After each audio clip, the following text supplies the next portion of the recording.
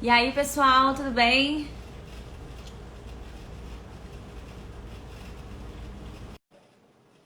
A Aline tá entrando. Boa noite. Olá, Vanessa, boa noite. Como eu estava dizendo, hoje é um dia muito especial, nossa live de encerramento.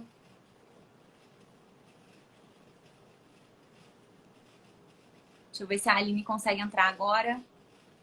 Acho que agora vai. Essa semana toda foi muito especial pra gente, realmente foi um evento de muito sucesso, não apenas pela audiência, que foi muito bacana, inclusive, mas porque todas as lives, acho que não teve uma live que não foi excepcional. Todas as meninas, todas as mulheres proferiram palestras muito grandiosas, com muita informação, mas de uma maneira leve. Ai meu Deus, a Aline não tá conseguindo entrar, calma. Deixa eu mandar de novo o convite. Aline, mandei mais uma vez. Ai, Agora agora que deu! Oba! só para terminar com um pouco de emoção, né? A primeira É, live do Tributário em Jogo, inclusive, teve emoção. Com o Leonel, ele também teve que atualizar o aplicativo. Aí a gente entrou, saiu, entrou, mas deu tudo certo no final. Então, tinha que começar as lives assim. Aí, agora, encerrando a Semana da Mulher Tributarista, também tinha um drama, mas tá tudo certo. Acabou. é. No E estamos início, aí. no início eu estava fazendo muita live, daí eu dei um tempo agora de início de pandemia. Oi, Dani! Né? E Dani, daí eu acho que o meu Instagram não atualizou o compativelmente com as Instagram novas. ele mudou agora. Eu não sei se você percebeu, mas agora não é mais uma pessoinha que você aperta para aderir à live. Agora é uma câmera. Então ele teve uma atualização e super recente. Ah, Todo mundo tá eu não tinha visto. Ai, bom, Tati, tranquilo. né? Instagram, Mark Zuckerberg tentando zoar com a nossa semana, mas tudo certo. A gente, Exato. a gente chegou ali a par dele.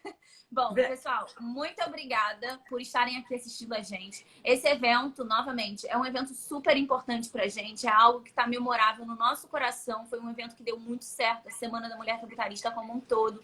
Cada live individualmente foi um evento super interessante, todas as meninas com explanações muito informativas, ricas, mas com uma leveza, com uma fluência e eloquência inigualáveis. Eu realmente fiquei muito orgulhosa de ter participado dessa organização. E assim, gente, terminar com a Aline tem um gostinho muito especial. A Aline Krieger, é advogada tributarista, contadora, especialista em direito tributário, sócia fundadora do Krieger Tarragó, que é o escritório em que ela advoga. E ela é mestre em Direito Tributário pela UERJ. Inclusive, foi a ocasião na qual a gente se conheceu. Amiga, muito obrigada por uma gaúcha escolher vir fazer o mestrado aqui no Rio de Janeiro, porque eu tive a oportunidade de conhecê-la. A Aline veio pelo mestrado, mas ela chegou aqui, fez vários amigos, encontrou o amor da vida dela.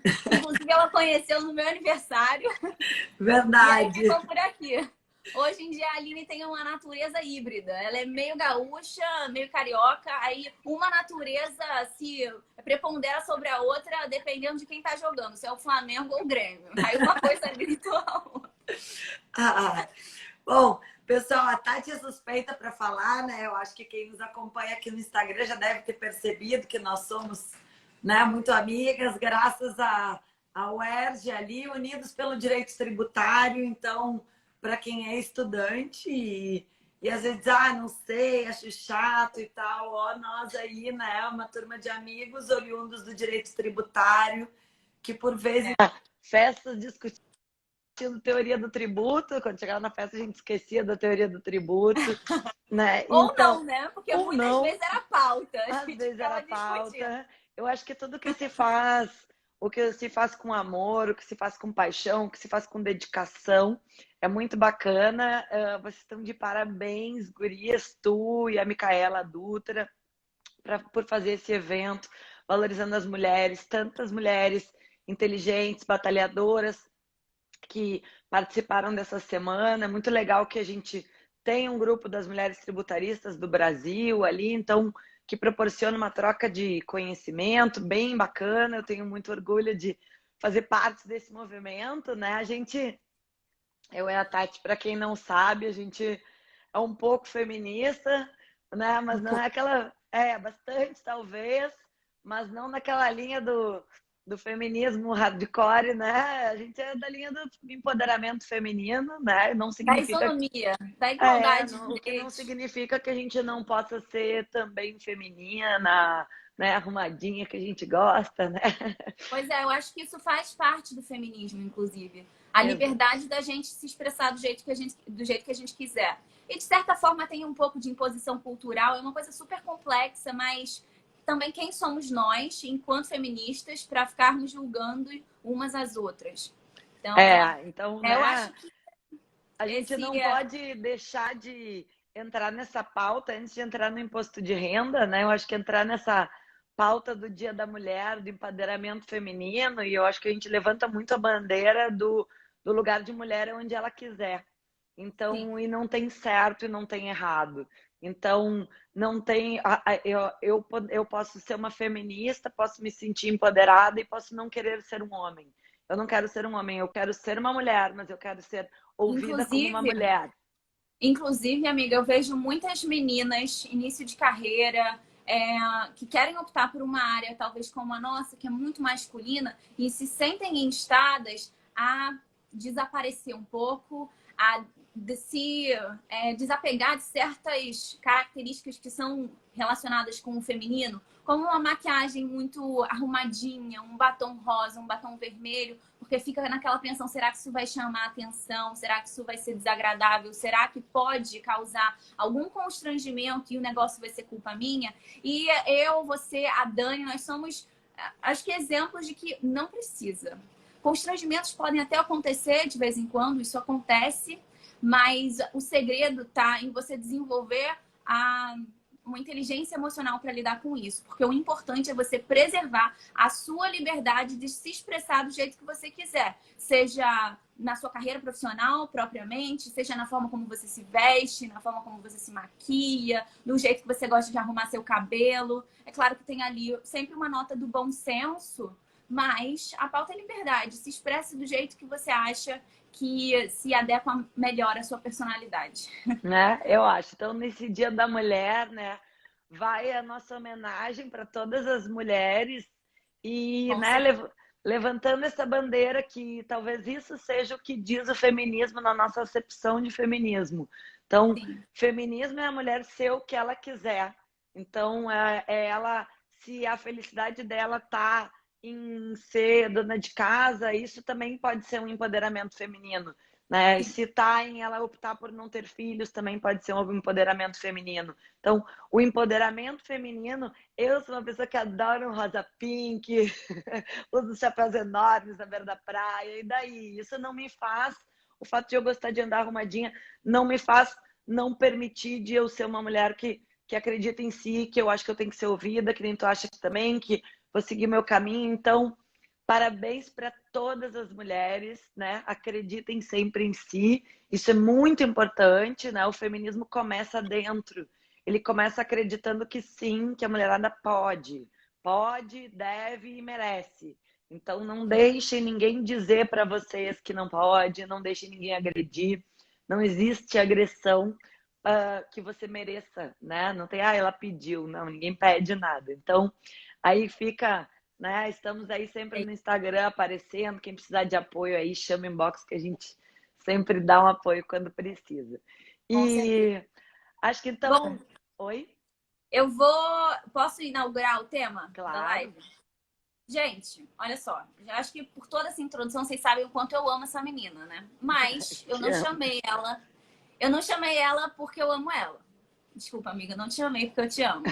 Eu te chamei para fazer uma live nessa semana da Mulher Tributarista porque a Aline tem uma experiência no direito tributário vasta, muito variada, no contencioso, no consultivo. E uma coisa que ela já fez muito foi declaração de imposto de renda. Se essa menina sabe de uma coisa, é imposto de renda. Então, eu acho que o tema de hoje está propício para a expositora e para o mês, né? O mês de março, em que a declaração tá ali orbitando a nossa zona de preocupação. Então, amiga, para começar, eu vou te fazer a seguinte pergunta. Eu queria que você se pronunciasse a respeito de o planejamento é coisa de pessoa física? Porque planejamento tributário, na mente do homem comum, digamos assim, provavelmente remete a estruturações super sofisticadas, a coisas que até beiram ali uma certa impropriedade Google. e o ilícito. Tax Pois shaming. E essa seria talvez a mitologia do planejamento tributário, sempre associada a grandes empresas, empresas de grande porte e praticando estruturações super sofisticadas. E a pessoa física? Amiga, planejamento é coisa de pessoa física? Então assim, pessoal, eu costumo sempre nas lives atrelar, até porque aqui muita gente é da iniciativa privada também, e eu percebo que o pessoal fica muito perdido no sentido de, mas o que eu vou fazer no tributário, o que eu vou vender, eu vou trabalhar com o quê, como é que funciona, como começar. Então eu sempre procuro atrelar nessas lives algumas diquinhas de atuação. E aí entra dentro do escopo da tua pergunta. Gente, é lógico que o planejamento tributário na pessoa física e uma tributação ótima pode ser atingida mediante bons conhecimentos. Vamos dar um exemplo bem simples, tá? Digamos, eu vou me mudar do país, né? Decidi me mudar do país e eu tenho um imóvel que tá, ou minha avó tem um imóvel, uma pessoa mais velha, digamos, minha avó tem um imóvel e resolveu que vai morar em Portugal. Se ela tem um imóvel adquirido em 1950 e ela vender agora, ela paga 0 de ganho de capital, porque tinha uma depreciação daquela época. Só que, se ela se mudar para Portugal e vender, depois que ela mudar o domicílio dela para Portugal, ela tem que pagar 15% de desconto, porque ela deixa de ter a condição de residente no Brasil. Ele tem que pagar 15% de imposto de renda de ganho de capital. Agora, pensem, se a gente está falando de um imóvel de R$1 milhão, isso aí são R$150 mil, que um bom tributarista economiza com uma dica de dizer, não, vende antes, vende depois. Então, só um exemplozinho assim, isso é uma dica de imposto de renda pessoa física. Outra coisa muito comum que aparece no escritório, as pessoas vendem imóveis e vão declarar no ano subsequente. Não, pessoal, imposto de renda sobre o ganho de capital, imposto, seja ele atrelado à venda de imóveis, seja ele atrelado às vendas de ações, pessoal que está tendo muito ganho de capital em ação.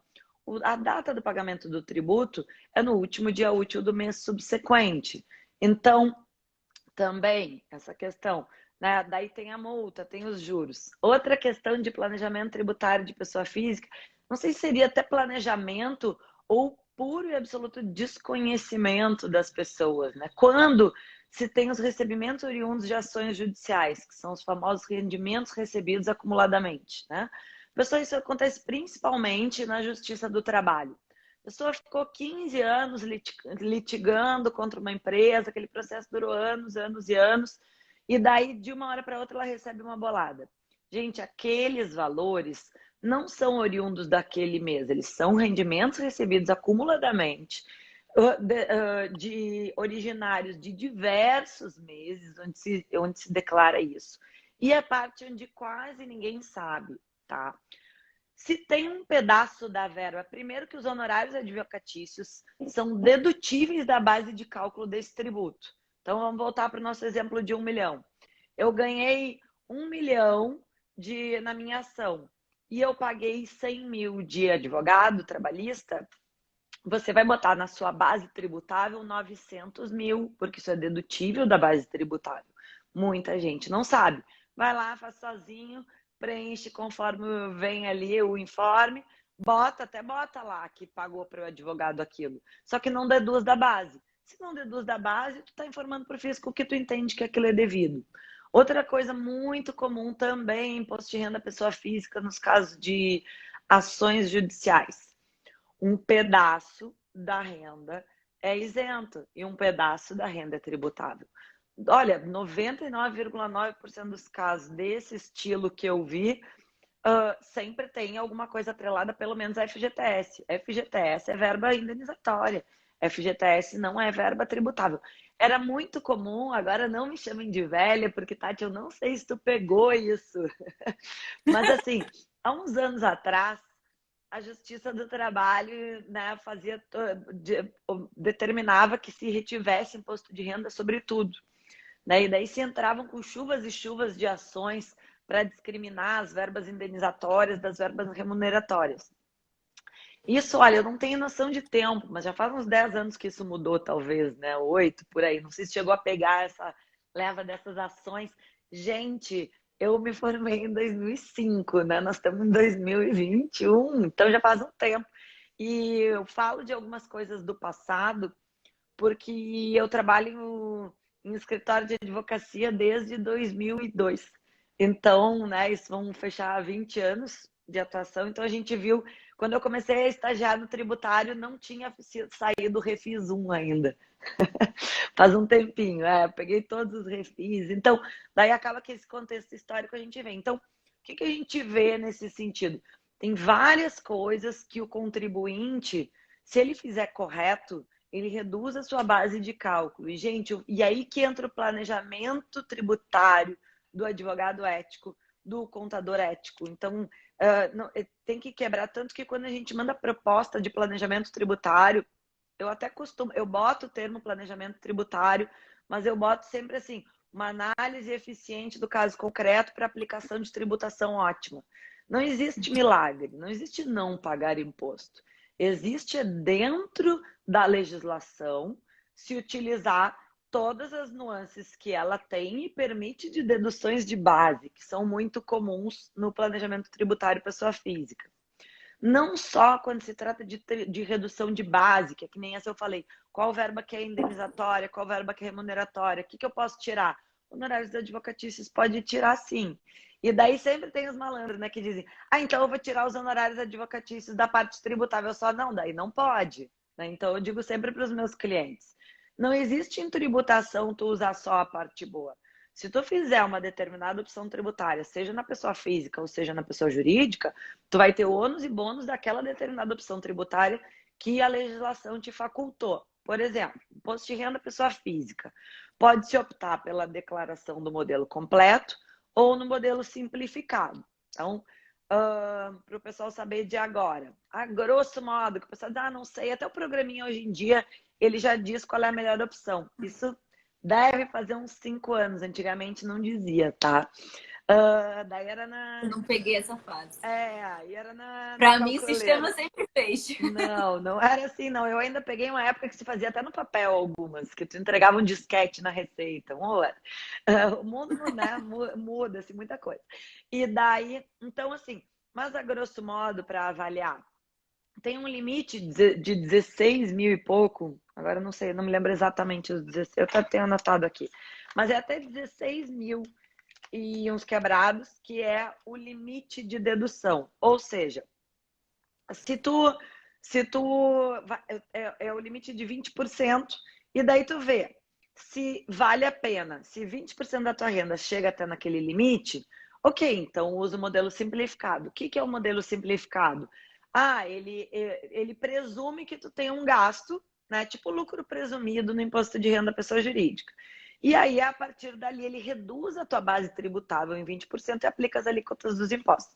Por isso que muitas vezes o pessoal até tem restituição, mesmo não tendo despesas médicas. Mas daí diz, não, mas Aline, eu tenho um monte de filho e eu gasto um monte com plano de saúde. Bom, então você tem que fazer um modelo completo. Né? Daí vai para o outro modelo, por quê? Porque daí vai poder deduzir, mas meu filho está recebendo bolsa de estágio. Bom, então o teu filho, como sendo dependente, tem que botar a renda dele como se fosse tua. Aline, mas daí a renda dele, que seria isenta, vai ficar em 27,5%. Vai. Então daí você tem que escolher. No momento que a renda do seu filho, e você paga para ele, de repente, a faculdade, mais o plano de saúde, gastou dentista com ele, coisa do gênero. E daí ele também tem a bolsa de estágio dele, que é sim tributável, tá? Rendimento de estágio não é rendimento isento. E daí você vai colocar os meus rendimentos da Aline, né? Ganhei X e daí eu tenho dependente ali, Joãozinho. E aí o Joãozinho ganhou uma bolsa de estágio de R$ 2.000, eu tenho que botar como rendimento tributável dos dependentes. Porque não existe, mais uma vez, como eu falei, escolher só a parte boa. Se eu vou botar ele de dependente, então tá, vou botar ele de dependente, eu tenho direito a deduzir as despesas, mas se o Joãozinho teve receita, eu também tenho que botar as receitas. Então, isso aí, quem trabalha muito com planejamento tributário ou quem objetiva trabalhar, né? Eu gosto bastante do termo engenharia tributária também, porque ele é tipo um quebra-cabeça. Meu pai, quando me ensinou a fazer imposto de renda, ele botava as famílias do lado, assim, no chão, e ele dizia, tá, esse aqui eu ponho dentro ou não ponho? Põe dentro ou não ponho? Então, assim, porque tem que fazer essa avaliação. E aí, no nosso argumento, inclusive de venda, para se transformar o imposto de renda da pessoa física em algo vendável, e não é atividade exclusiva de contador, muito pelo contrário, né? Acho que um bom advogado tributarista, normalmente quem contrata advogado tributarista para fazer ou revisar o seu imposto de renda é o pessoal que tem uma situação mais confortável financeiramente, né? E que tem algumas nuances mais complicadas. Mas é um mercado também que entra dentro do planejamento.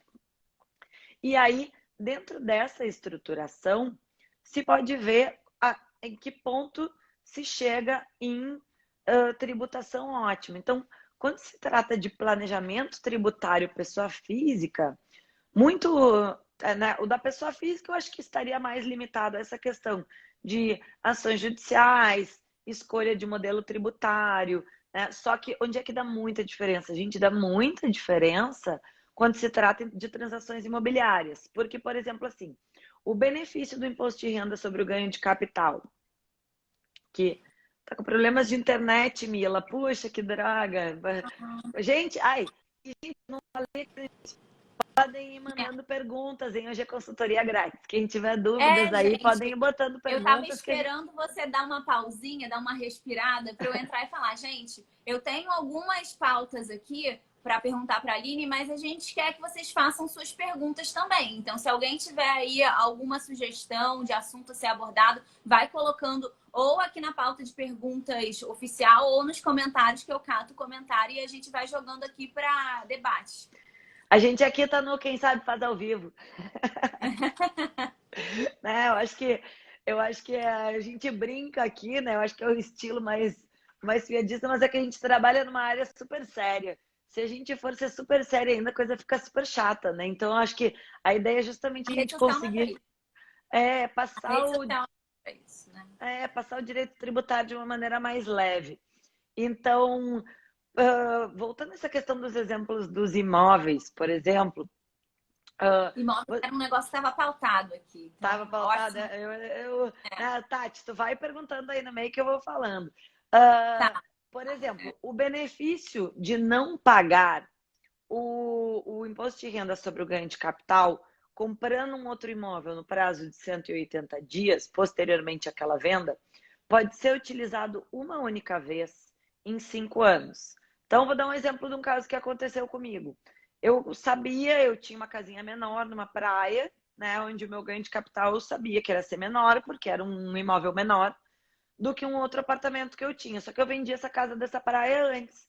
E aí eu paguei o ganho de capital. Por quê? Porque eu segurei para usar o benefício no outro, que ia me dar um ganho tributário muito maior. Gente, numa diquinha dessas, às vezes economiza uns belos R$ 1.000, entendeu? Porque, imagina, eu ia gastar meu benefício numa casinha baratinha de praia, que era uma casinha que eu tinha, e daí num apartamento maior eu não ia poder usar o benefício porque eu gastei lá. Quais são os itens mais... Agora eu adoro perguntas. Oi, Eduardo. Quais são Meu os pai, itens... amiga. Teu pai.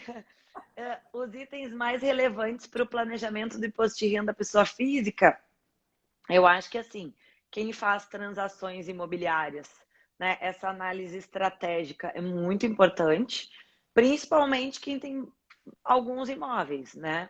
Então, isso é bem importante. Quem opera com bolsa também é bem importante ter uma assessoria legal ou pelo menos um conhecimento. Por quê? Todo mundo que opera com bolsa de valores, que também o imposto de renda sobre o ganho de capital de renda variável. O que é isso? A grosso modo, tradução, né? Gente, quem ganhou ou perdeu dinheiro na bolsa, tá? Quem ganhou ou perdeu dinheiro na bolsa, se você ganhou, ótimo, tá? Só que é para pagar no mês seguinte, não é no outro ano, para pagar o imposto de renda do ganho de capital. E tem direito a ajustar. É muito normal a oscilação de bolsa.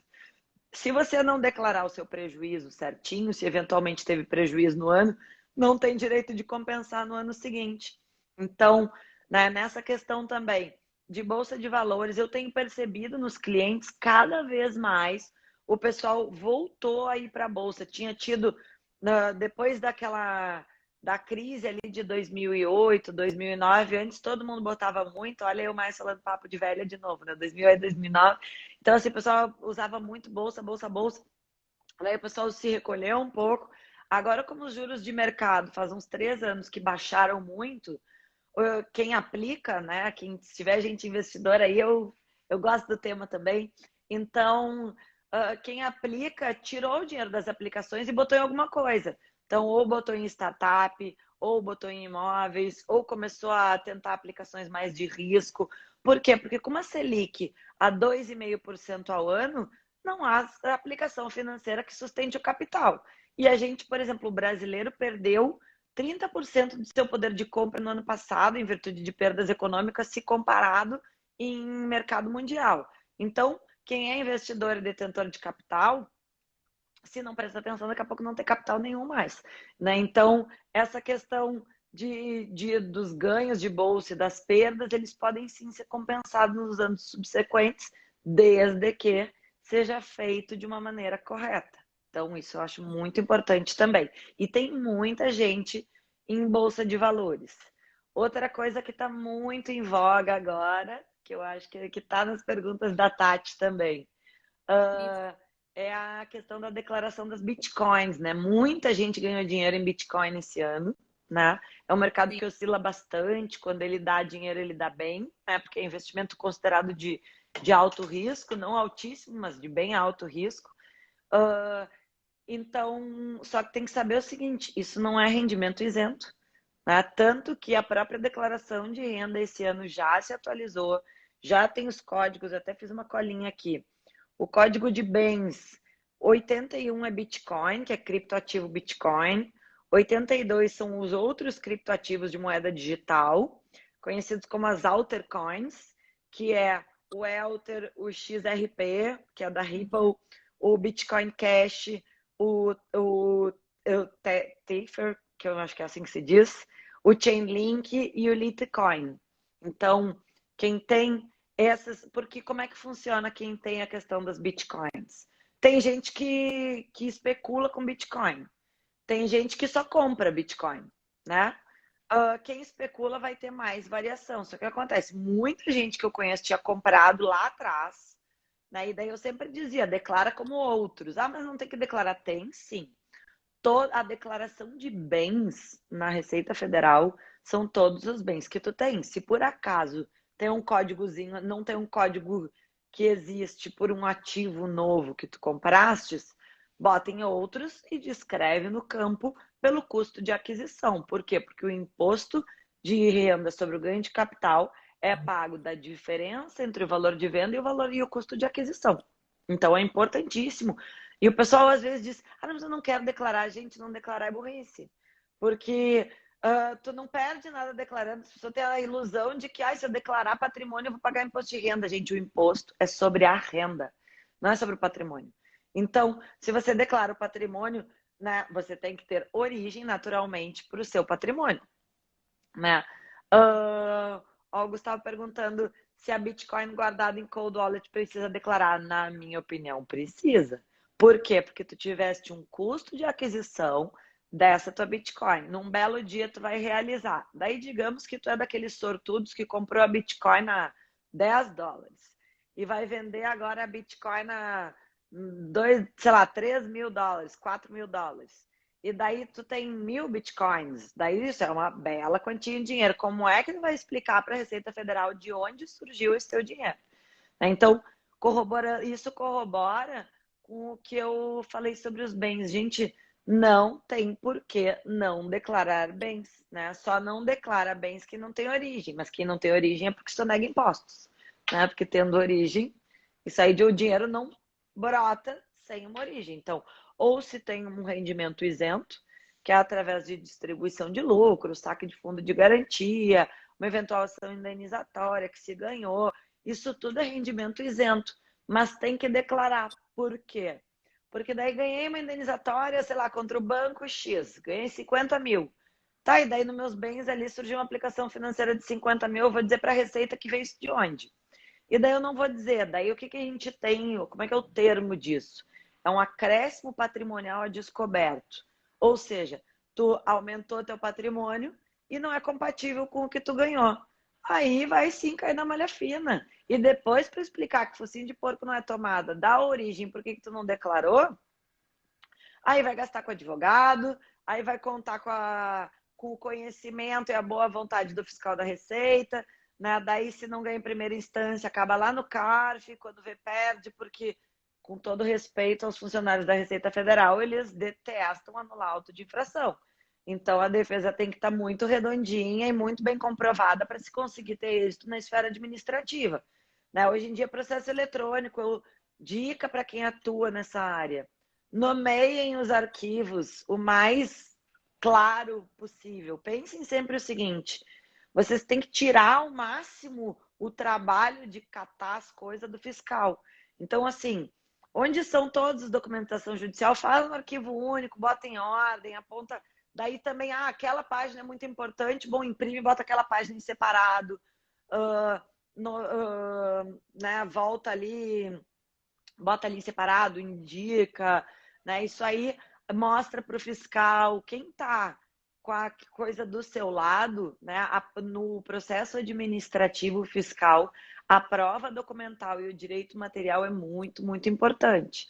Então, se tem chance de êxito, mas é trabalhoso, é caro, é demorado, então demora muito para um julgamento. Daí, na pessoa física, eu tenho a experiência ali que o pessoal fica muito nervoso, principalmente se é um pessoal mais velhinho, né? Fica tenso, nervoso. Então, né, isso é uma diquinha bacana. Tati, eu sou da turma que engata a fala. Tu quer falar alguma coisa? Eu queria te passar aqui algumas perguntas que foram colocadas nos comentários. Bom, eu vou começar com essa aqui, essa última que foi apresentada. Você identificou algum problema com relação aos valores inclusos no programa lá no regime especial de repatriação? Não, foi um horror, desculpe o termo. O que acontece? Saiu no Jota ontem uma reportagem de êxitos nas autuações. O que acontece? A repatriação foi uma espécie de anistia, dizendo, gente, na minha concepção, no meu entendimento da legislação, eu atuo em tributário, atuava naquela época, fiz repatriações, então, assim, era muito comum realmente o pessoal ter dinheiro fora do país, né? Era uma cultura assim. Daí entrou em vigor o FATCA, que é o Foreign Account Taxes Agreement, que foi a primeira medida proposta pelo governo americano de tentar unificar um sistema de informações bancárias e tal. E aí se começou um movimento no sentido de vamos legalizar. E aí vem por parte do governo brasileiro a questão da repatriação, que dizia, se autodeclarem, na minha opinião, aquilo era uma espécie de anistia, não era uma total anistia, mas era assim, olha só, diga para o governo brasileiro que você tem, pague o imposto correspondente conforme essas normas e a partir daqui, bola no meio de campo e segue o jogo de novo, né? E daí, para surpresa dos contribuintes, quando depois da entrega das autuações, teve encaminhamentos penais para fins penais. Tiveram uma série de autuações por não declaração e tal. Então, assim, realmente, para quem viveu aquilo naquele momento, foi o que a gente chama de um caos, né? Porque achou que era a solução, indicou-se para os clientes, não vai ter problema. E deu bastante problema. Mas eu vi uma decisão dessa semana. Não li a decisão, por isso que eu não estou falando sobre ela. Mas eu gosto muito do Jota ali, que é um site, para quem não conhece, é um site jurídico. Eu assino a versão premium, que daí tu pode ler várias reportagens. E aí eu vi que teve uma decisão nesse sentido, que disseram que não, né? O que foi feito dentro da norma legal não pode ter mais uma atuação punitiva em cima disso. Gente, estou falando por cima, tá?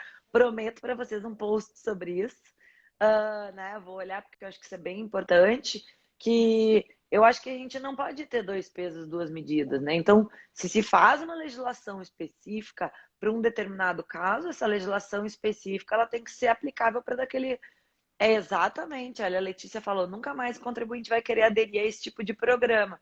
Sendo sincera, Letícia, se hoje um cliente meu me consultasse se isso é tranquilo, eu diria que não, né? Que pode sim vir uma série de contratempos depois. Então, bem complicado, né? Eu faço muito essa questão de orientação de expatriados, né? Eu tenho muito cliente, porque hoje em dia a gente atende muito executivo, jogador de futebol e coisa, o pessoal se muda muito, né? Então, é complicado, às vezes até esquece, né? Então, não, né? É bem complicada essa questão, né? Então, eu acho que existe um momento de aproximação, de tentativa de aproximação e amizade entre o fisco e o contribuinte, né? Porque isso aí tem efeito que é o que a gente chama as externalidades negativas, né? Da norma tributária. Então, né, às vezes tu faz uma norma querendo que a coisa melhore, mas daí tu só incentiva mais ainda essa negação, né? Então, acho que nessa questão ali é bem complicado. Aline, Diga. outra pergunta que vem aqui dos comentários. Qual é a diferença prática de declarar um filho como um dependente ou como um alimentando? Você não pode escolher, tá? O alimentando é quando você paga uma pensão judicial, tá? O dependente é quando ele é o teu filho sobre a tua tutela. Então, então o filho sobre a tua tutela é teu dependente, tá? Quando tu paga uma pensão para outro, daí sim, daí ele é o teu alimentando. Que daí tu vai pagar, tu vai botar as tuas despesas com pensão. A pessoa que recebe esse valor, isso é muito normal, a pessoa não errar, né? A receita de pensão, ela é tributável. A mãe ou o pai que paga para o filho deduz isso da base tributável, mas quem recebe integra isso na base tributável. Então, se for dependente e recebeu pensão, digamos assim, eu tenho, sei lá, 3 filhos sob a minha guarda, onde um é de cada pai. E daí eu tenho a minha renda, e daí as pensões são para eles. Daí eu tenho que avaliar se vale a pena eu botar de fato os 3 filhos como meus dependentes, mesmo que eles estejam sob a minha guarda, do que ou fazer uma declaração para cada um deles em separado, porque essa receita ela entra como verba tributável. Então tem que ver, que nem a gente estava falando no início, se vale mais a pena botar todo mundo junto ou se eventualmente vale mais a pena fazer separado, porque o que as pessoas não sabem também, em que pese, né, quando tem a pensão, às vezes daí o pai ou a mãe diz, não, é que eu que pago o plano de saúde, tá? Tu que paga, mas entra naquele bolo todo. Então, a despesa é dedutível não do pagante, e sim do titular do benefício. Então, não importa que eu paguei para minha mãe o plano de saúde dela, eu não tenho direito de deduzir o plano de saúde da minha mãe. A minha mãe tem o direito de deduzir o plano de saúde dela. Antigamente, os informes dos planos de saúde vinham só no nome do pagador e não desmembravam. E daí deu uma chuva de autuações, e também, isso é papo de uns 10 anos atrás, eu acho. E daí eles multavam, daí tu tinha que entrar em malha fina, dizer quem eram os dependentes, comprovar. Daí, em virtude disso, que eu acho que Unimed, os planos de saúde tiveram que responder tanto, né, dar tanto documento, que eles resolveram mudar o sistema, e hoje eles já enviam o informe de rendimentos por CPF. Gente, é por CPF, só o titular pode utilizar. Aline, a Letícia perguntou se essa regra faz sentido. E é interessante que seja questionado isso, porque esse é um aspecto da legislação de imposto de renda que é até abordado nos nossos debates sobre tributação e gênero, porque causa uma disparidade, mas não uma disparidade que está explícita na legislação, né? Ela só é uma disparidade por conta da realidade sociocultural brasileira em que a maior parte das pessoas que têm a guarda dos filhos, ou seja, que recebem essas pensões alimentícias, são as mulheres. Então, do lado dos homens, todo mundo está deduzindo tudo, do lado das mulheres, essa renda que entra é tributável. E tem essa particularidade que você pode separar nas declarações dos filhos e da mãe, mas uma coisa que é muito questionada nesse âmbito é se esse ingresso, se essas pensões, quando entram na ponta de quem se beneficia, do beneficiário da pensão, isso é renda? Isso tem natureza de fato acréscimo? Isso é renda ou fato acréscimo? O que você acha, amiga? Na minha opinião, não, né? Porque, na Que verdade, isso é uma renda do provedor, que tem o paterfamilias. Então, assim, isso é uma renda de quem é o pai que tem, ou a mãe que tem o dever de pagar a pensão, né? Realmente é mais comum a guarda ficar com a mãe, né? Eu tenho alguns amigos que são pais solteiros, mas eles realmente são a minoria. E então, assim, né? Usando na questão do gênero, já se fica a Tati, a gente deu uma aula, pena que foi uma aula fechada, a gente tem que fazer uma live sobre isso, né? A gente deu uma aula aquela sobre... aula foi ótima. Foi ótima, no Existenza, que é do Carlos, que o Carlos Alexandre dá aula, e daí a Tati apresentou um gráfico que eu já repeti ele para milhões de pessoas, que era a carga horária de trabalho da mulher atrelada à carga remunerada. Então, se eu não me engano, o homem trabalhava em média 48 horas semanais, por quê? Porque se considera também o trabalho doméstico como trabalho. Enquanto a mulher trabalhava em média 56 horas semanais, e nesse gráfico que a Tati achou numa pesquisa, só 30% da carga horária de trabalho dela, ou 60%, era carga de trabalho remunerado. Por quê? Porque a mulher tende a ficar com mais tarefas domésticas. Então, agora dentro uma da... observação é que pesquisa confiável, gente. É metodologia fechadinha, era IPEA, só que era 2017. É um pouco desatualizado, mas mesmo assim, tá desatualizado, né? Mas... Então, daí agora pensem comigo. A mulher já ganha menos no mercado de trabalho, isso é uma realidade.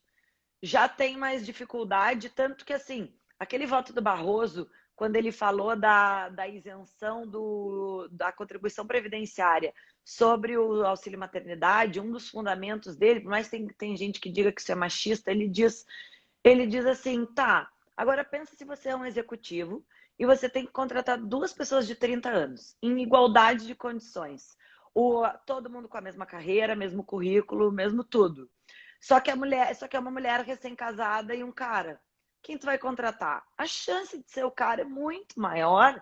Por quê? Porque a mulher de 30 anos recém-casada, a chance dela estar querendo ter filho e sair no auxílio maternidade é muito grande. E daí, ainda o empregador vai ter esse custo, né? Então é por isso que a gente vem de um grupo de mulheres que defende que sim, através da tributação a gente consegue melhorar um pouco.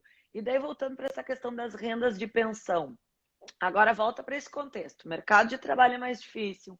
A mulher trabalha muito mais dentro de casa, fazendo as coisas, né? Tem o instinto maternal, isso é uma coisa natural feminina, né? A gente tem isso.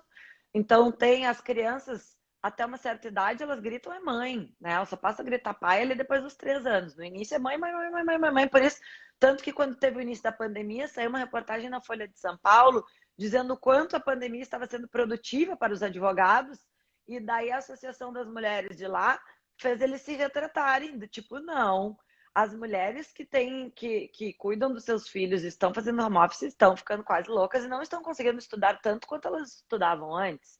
Tenho muita amiga executiva que tá cortando um dobrado para conseguir fazer a coisa acontecer. Então, dentro desse contexto todo, se negocia uma pensão.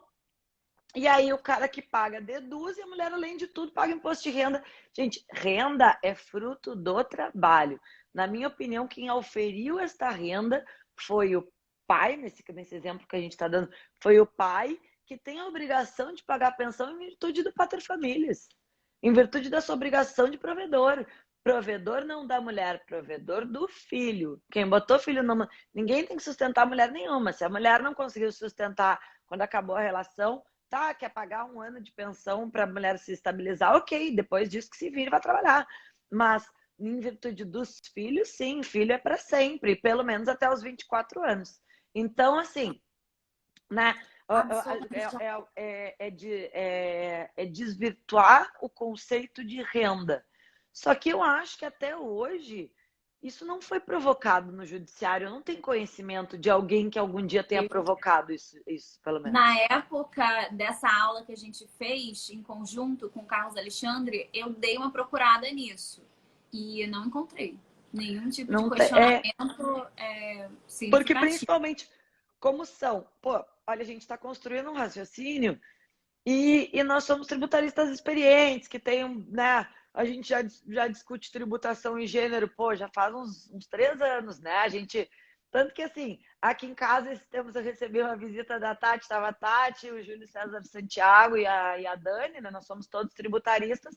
E a gente estava tomando um vinho discutindo Pink Tax. Então, assim, né? O que um acha justo, o que não acha e tal. Então, assim, além da gente ter acesso aos materiais, aos livros, a tudo muito antes, já faz parte da nossa vida e do nosso contexto debater temas complexos no nosso dia a dia, porque, daí depois tu se anima e daí lê um negócio, dizer uma coisa legal no outro jantar e tal. Então, assim, né, tem toda essa, né, acaba se interessa, daí alguém manda um material, então a gente tem acesso a muita coisa. Então, agora tu imagina, assim, o custo, né, que fica caro essa ação para uma mulher que daqui a pouco para discutir valor pequeno, né? É verdade. Isso é verdade. Então, talvez não, com certeza existe um motivo muito pragmático para não existir esse questionamento em andamento perante o órgão que tem a competência para fazer essa avaliação de fato. Então, no mesmo ensejo, ficando aqui nessa temática de tributação e gênero, mas em temas que têm tudo a ver com o nosso recorte de hoje, eu queria que você comentasse um pouco sobre declaração conjunta e aspectos que fazem com que a declaração conjunta faça sentido ou não. E depois a gente discute o porquê que isso tem um impacto no que diz respeito a esse tema de tributação e gênero. Tá. Só para... Não sei se o Instagram ainda limita em 1 hora, porque faltam 8 minutos. Eu acho que dá para escapulir um pouco. A última live com a Fernanda Nogueira foi um pouquinho mais e salvou tranquilo. O Instagram não derrubou? Tá, só pra gente não perder, né? Porque tá tão bacana. De repente a gente... De repente a gente encerra aí antes de fechar 1 hora, tá? Tipo, eu acho que a gente começou 5 minutos depois também. Começou de 5 minutos depois. Tá, então, pessoal, declaração em conjunto ou em separado. Isso é uma opção do casal, tá? E isso não tem a ver com eu sou casado em comunhão de bens, eu sou obrigada a fazer em conjunto. Não, o casal pode escolher se ele vai fazer a declaração em conjunto ou se ele vai fazer a declaração em separado. Quando é que vale a pena fazer em conjunto? Normalmente, quando um dos cônjuges tem uma renda mais baixa ou está sem renda. Porque o que acontece? A tributação do imposto de renda é uma tributação progressiva. Então, o que tem que tomar? É de 0 a 7,5, 7,5, 15, 22,5 e 27. Quando tu junta as duas rendas numa mesma declaração, a segunda renda, se a primeira renda já está no 27,5, a segunda renda já entra tributada em 27,5. Ela não tem essa margem de progressão. Então, se as duas rendas são altas, não vale a pena fazer a declaração em conjunto. E, gente, se fizer em separado, não tem problema. Hoje em dia vocês devem ver ali, possui cônjuge. É só clicar aqui sim e botar o CPF. O que é o correto? É colocar, quando tu coloca o CPF, o correto é colocar todos os bens no cabeça do casal. Porque o próprio sistema da Receita, quando tu clica sim e bota o CPF, ele vai juntar tudo e na hora de ver o poder de compra para justificar o acréscimo patrimonial, tá? Isso é o que diz o perguntão da Receita Federal. Na minha opinião, se o casal fizer diferente e botar ali e botar 50% nos bens de cada uma em fazer a sua declaração em separado, eu não vejo um erro perante a Receita Federal, tá? Mas eu vejo um problema gigantesco quando for fazer um imposto de renda de ganho de capital. porque daí tu só consegue botar um CPF no cabeça. E daí tu não consegue apurar. Então, né, tem coisas que, né, se quiser realmente, não, mas eu quero fazer assim, não é que tá errado, mas depois não consegue, por uma limitação de sistema, não vai conseguir vender o imóvel, não vai conseguir fazer a apuração de ganho de capital na venda do imóvel. Em que pese na declaração de venda, tu coloque que os vendedores sejam tu e teu marido, né, tem que ter um cabeça do casal na hora da declaração. Então, é isso, né? Mas assim, daqui a pouco só vale a pena fazer em conjunto realmente quando um dos cônjuges ou está desempregado ou ganha muito pouco, né? Daí realmente vale a pena. Mas porque senão a declaração em separado, ela inclusive surgiu na Alemanha, né? Que na Alemanha ela começou a primeira vez quando começaram a discutir, não, mas espera aí, isso está desincentivando o ingresso da mulher no mercado de trabalho, porque ela já tem uma renda menor.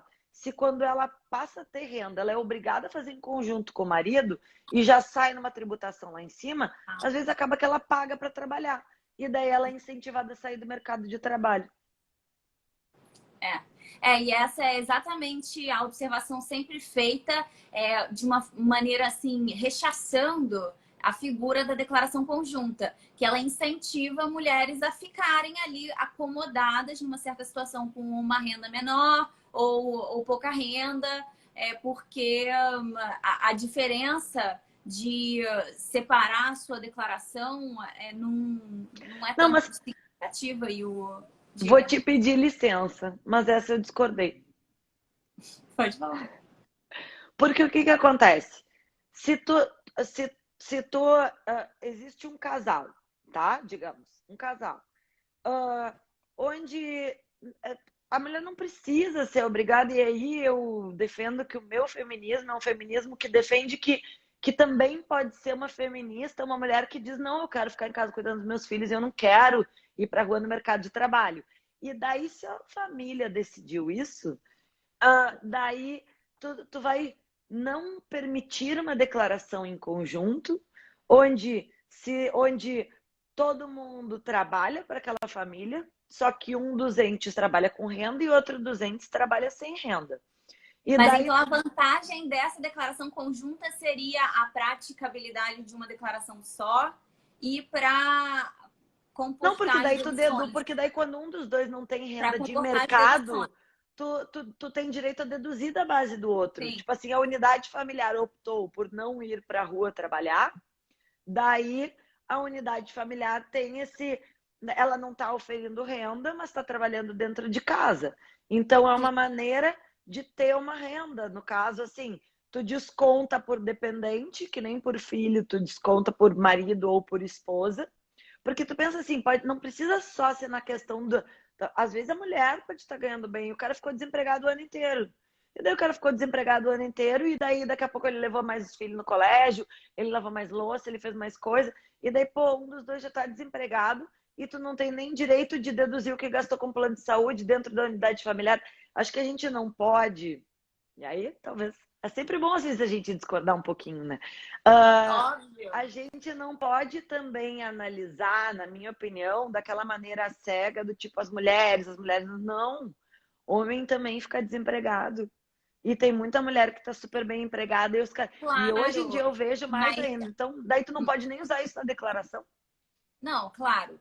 Essa observação é super válida, com certeza.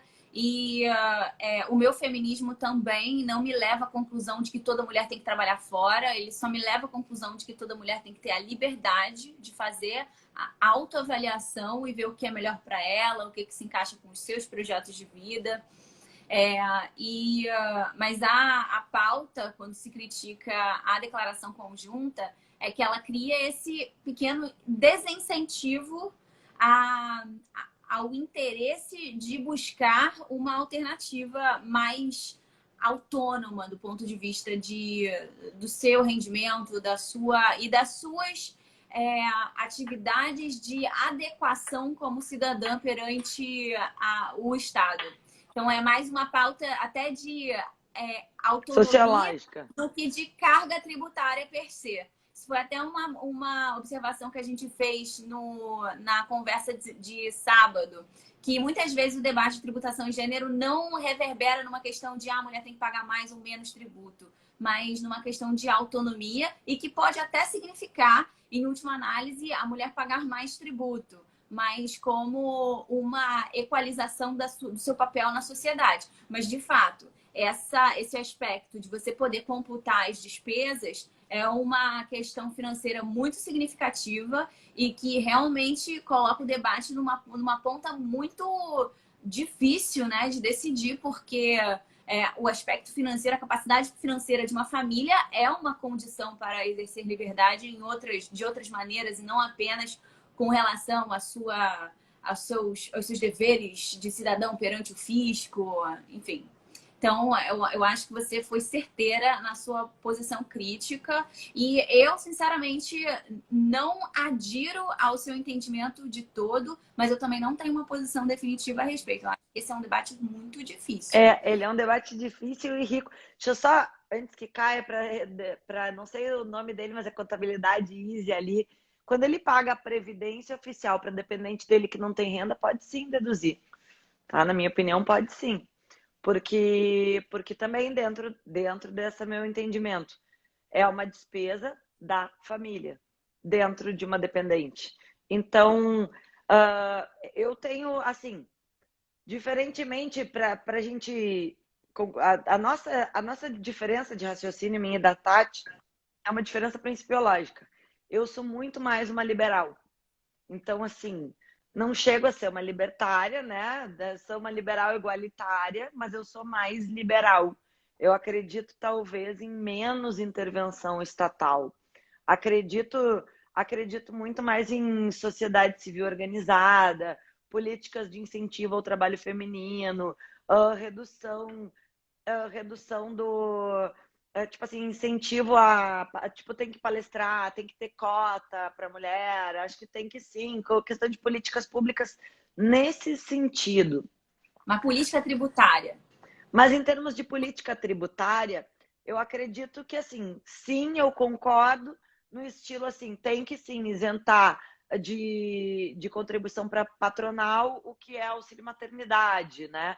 Eu acho que tem que sim poder deduzir essa questão da pensão. Eu acho que teria que ser ajustada, mas não em função da mulher, em função da família, né? Porque se é o cara que recebe, ele também tem que, e a mulher que paga, tem que ser a mesma coisa, entendeu? Não tem a ver com mulheres, tem a ver com qual dos dois ficou responsável por gerir a prole no momento de separação, porque esse aí trabalha bem mais do que o outro. Né, que vai pegar final de semana e ficar bem menos tempo. Então, isso atrapalha até na possibilidade de desenvolvimento. E aí sim o Estado tem que incentivar a família e coisa desse gênero. Né? Eu já tenho uma opinião um pouco mais divergente, daí que é um debate para uma outra live, que daí é quando tem aquela questão de pink tax, por escolher produtos rosa, porque daí eu acredito muito em livre mercado. Daí Mas eu concordo com você nessa. Então... Eu acho que você aplicar uma solução tributária para um problema que a tributação mostra em Pink Tax pode causar mais problemas do que benefícios. Soluções, exato. Eu acho.